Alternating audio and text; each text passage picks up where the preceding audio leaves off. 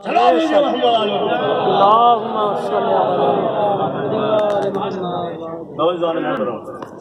کیا ہے؟ دوسرا ہے کتابت. جو پڑھے لکھے حضرات ہیں ان کو چاہیے کوئی ایسی کتاب لی جائے کہ جب تک اس کتاب سے لوگ استفادہ کرتے رہیں گے، فائدہ اٹھاتے رہیں گے. جو مصنف قرآن کتاب ہے، مؤلف کتاب ہے، اس کو ثواب ملتا رہے گا. اگر مر گیا تو اس کے اعمال میں اضافہ ہوتا رہے گا. بے شک. تو ایک تو ہو گیا ثواب جاری. دوسرا کیا ہو گیا؟ کتابت. اور تیسری کیا چیز ہے؟ ثواب رسول نے فرمایا تیسرا کام یہ ہے کہ اولاد کو پیدا کرنا بڑا آسان ہے، مگر قرآن رسول اور اہل بیت کی سیرت کے سانچے میں ڈھالنا بڑا مشکل ہے. بے شک. کہ رسول اللہ پھر کرنا کیا ہے؟ کہ کرنا یہ ہے اپنی حیثیت کے مطابق ان کو پڑھانا بھی ہے، ان کو لکھانا بھی ہے. وہ فقط دینی تعلیم نہیں، دینی تعلیم تو واجب العینی ہے کہ ہر حال میں سکھانی ہے، مگر دنیاوی تعلیم سے بھی آراستہ کرنا ہے. دنیاوی تعلیم سے کیوں راستہ کرنا ہے؟ تمہیں کیا خبر ہے؟ تم مجھے جانتے نہیں، سنسکرت جانتے نہیں، دشمن تمہارے خلاف کیا پروپیگنڈا کر رہا ہے. اگر تم انگلش جانتے، دنیا کی خبر رکھتے تو معلوم ہوتا اور اس سے بچنے کے لیے کوشش کرتے. اور دنیا میں ترقی کرنے کے لیے علم دنیا بھی حاصل کرنا ضروری ہے اور علم دین بھی حاصل کرنا ضروری ہے. بے شک. توزان محترم کہ ہر شخص عالم بننا ضروری ہے، مجتہد بننا ضروری ہے، عالم بننا ضروری نہیں.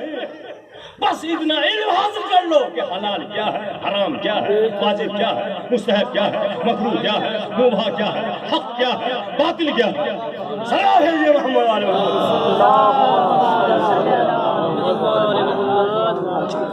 تو مطلب یہ ہے رسول اللہ فرماتے ہیں جب دنیا سے جاؤ تو نیک اولاد چھوڑ کے جاؤ، بد اولاد چھوڑ کے مت جاؤ. بد چھوڑ کے جاؤ گے تو بدنامی تو نام اعمال میں لکھی جائے گی، نیک نامی لکھی جائے گی. اسلام ہے رحمت اللہ. تو جب تک اس اولاد چلتی رہے گی نسل در نسل، کس کا بیٹا فلاں کا بیٹا، کس کا پوتا فلاں کا پوتا، کس کا پڑپوتا فلاں کا پوتا، کس کا پڑپوتا فلاں کا پوتا، تو اس کا نام دنیا میں زندہ رہے گا. اسلام ہے رحمت اللہ.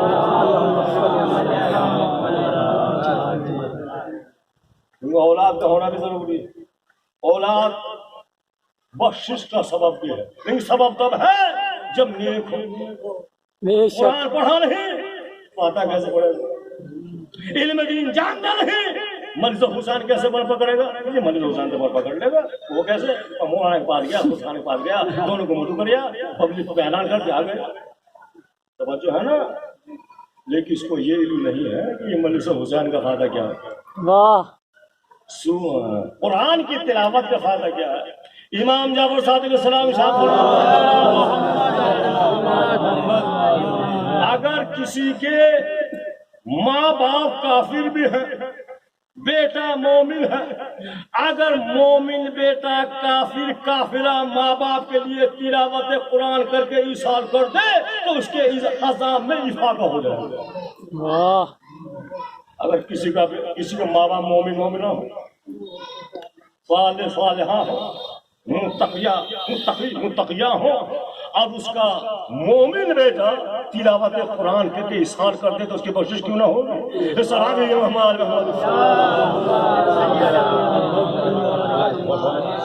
مولا کائنات اپنے اصحاب کرام کے ساتھ ایک قبرستان سے گزر گئے.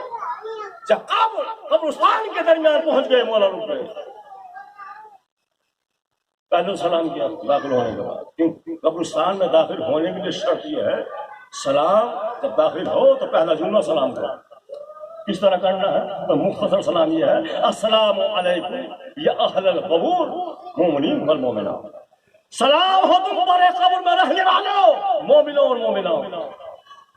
یہ مولا نے سلام کیا. اب مولا سلام کرنے کے بعد کہتے ہیں قبر میں رہنے والوں کیا گزر رہی ہے؟ ہم تو زندوں سے پوچھتے ہیں جب میں ملتے ہیں ملاقات کرتے ہیں کیسی گزر رہی ہے؟ یہ اچھی حالت میں ہو یا بری حالت میں؟ مولا پوچھ رہے ہیں مردوں سے اے قبر میں رہنے والوں کیسی گزر رہی ہے؟ عیش میں گزر رہی ہے یا مصیبت میں گزر رہی ہے؟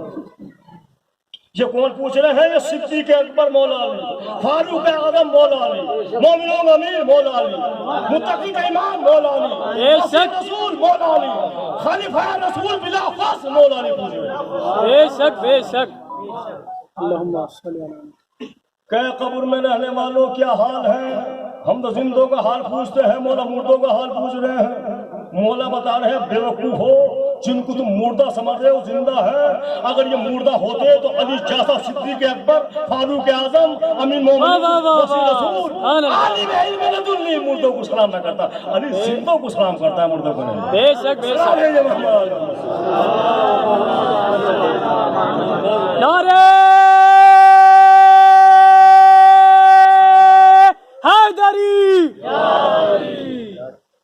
تو وسیع رسول، خلیفہ رسول مولا علی علیہ السلام مردوں سے بات کر رہے ہیں۔ اے قبر میں رہنے والوں، تمہارا کیا حال ہے؟ عذاب میں ہو یا ثواب میں ہو؟ مصیبت میں ہو یا راحت میں ہو؟ اب مردے تو بولتے ہیں کوئی جواب نہیں، لیکن مولا علی کا مولا حکمت سے خالی نہیں۔ آدمی زندوں سے گفتگو کرتا ہے، مردوں سے نہیں۔ کہا اہل قبر میں رہنے والوں تم جواب کیوں نہیں دیتے؟ تم تو جا چکے اور ہم تمہارے پیچھے پیچھے آنے والے ہیں۔ میں تم سے اس لیے پوچھ رہا ہوں تمہارا کیا حال ہے؟ عذاب میں ہو یا راحت میں ہو؟ ابھی تو ہم دنیا میں ہیں، بتاؤ ہمیں کیا کرنا ہے تاکہ عذاب قبر سے بہتر کر سکیں۔ واہ۔ مولا علی تو معصوم ہے، طاہر ہے، ایسے طاہر ہے کہ جن کی ولادت کعبے کے اندر ہوئی ہے، شہادت مسجد میں ہوئی ہے۔ بے شک بے شک۔ ایسا طاہر بندہ، مقدس بندہ، مطہر علی جیسا بندہ مردوں سے کہہ رہا ہے اے مردوں بتاؤ ہمیں کون سا کام کرنا ہے کہ جس سے ہم عذاب قبر سے محفوظ ہو سکیں۔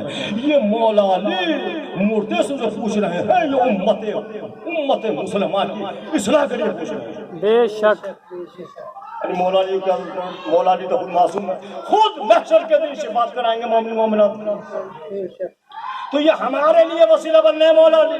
توجہ ذرا محترم۔ اور مولا علی اپنے اصحاب کی طرح مخاطب ہوتے ہیں۔ مولا علی فرماتے ہیں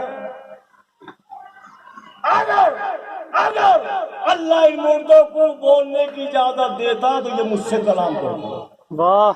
یہ سن بھی رہے ہیں، یہ دیکھ بھی رہے ہیں، مگر بولنے کی اجازت نہیں ہے۔ اگر بولنے کی اجازت ہوتی تو یہ کہتے کہ سب سے بہترین، سب سے اچھا جو ہے سادہ راہ تقویٰ ہے۔ سبحان اللہ۔ جب انسان دنیا سے جائے تو پہلے تقویٰ الہی اختیار کرے، بے تقوی کی زندگی نہ گزارے۔ نماز پڑھ لی کافی نہیں، روزہ رکھ لیا کافی نہیں، خمس نکال دیا کافی نہیں، زکات دے دی کافی نہیں، بڑوں بچوں کو سلام کر لیا کافی نہیں، ماں باپ کے پیر دبا دیے کافی نہیں، جب تک کہ تقویٰ نہ ہو۔ واہ۔ امام جعفر صادق علیہ السلام ارشاد فرماتے ہیں اے لوگوں، کسی کی نماز اور روزے میں کے فریب میں مت آ جانا کہ یہ بڑا نمازی ہے، بڑا روزے دار ہے، بڑا نیک ہے، بڑا ایماندار ہے، بڑا دیندار ہے۔ یہ کون فرما رہے؟ رسول اللہ کا فرزند چھوٹے امام فرما رہے ہیں، جن کا نام بھی صادق ہے، کلام بھی صادق ہے، بات بھی صادق ہے۔ سبحان اللہ سبحان اللہ۔ بے شک بے شک۔ کہ لوگوں کسی کی نماز اور روزے کے آج کے لفظوں میں کہہ دوں چکر میں مت آ جانا واہ۔ کہ ساتھ تک بڑا نمازی ہے میاں، ایک وقت کی نماز ترک نہیں کری، میں دیکھو اس کی پیشانی پر سجدے کا نشان ہے، روزہ اتنا رکھتا ہے کہ پیٹ کمر سے ملا۔ تو مولا فرماتے ہیں کسی کی نماز اور روزے کو دیکھ کر فریب میں مت آ جانا، دھوکے میں مت آ جانا، یہ بڑا دیندار ہے۔ کہ پھر مولا کرنا کیا ہے؟ صحابہ بولے پھر مولا کرنا کیا ہے؟ دیکھ اس کا امتحان کرنا ہوگا، یہ ایماندار بھی ہے نہیں، واہ۔ یہ امانت دار بھی ہے نہیں۔ اگر اس کی نماز ایمانداری کے ساتھ ہے، امانت داری کے ساتھ ہے، سچائی کے ساتھ ہے، تو نمازی بھی ہے، روزہ دار۔ اللہم صلی اللہ